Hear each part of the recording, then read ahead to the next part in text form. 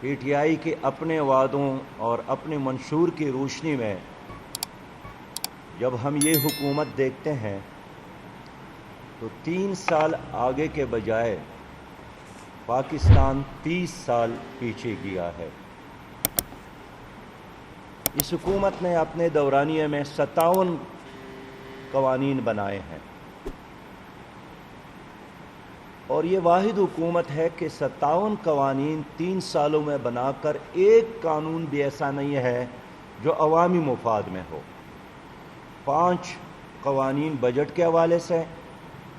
2 election commission کے حوالے سے، 2 درجن سے زیادہ قوانین FATF کے دباؤ میں،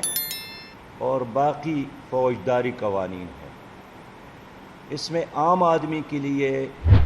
پاکستان کے مفاد کے لیے کوئی قانون نہیں بنا ہے۔ اس کے علاوہ اسمبلی سے باہر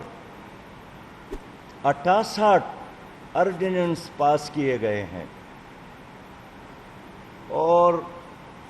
57 قوانین جو اسمبلی میں اور 68 آرڈیننس جو صدر پاکستان کے دستخط سے جاری کیے گئے ہیں، ایک قانون بھی ایسا نہیں ہے جو عوام کے لیے ہو، یا کوئی ایک قدم پاکستان کو ایک مدینہ کی طرز پہ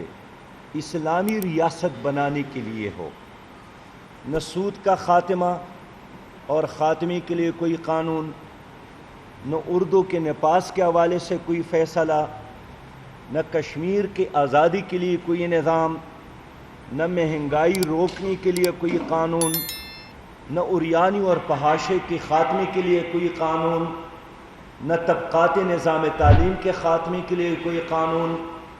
نہ قرضوں سے آزاد معیشت کے لیے کوئی قانون،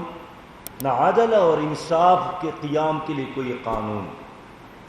ایک قانون بھی اس حکومت نے ایسا نہیں بنایا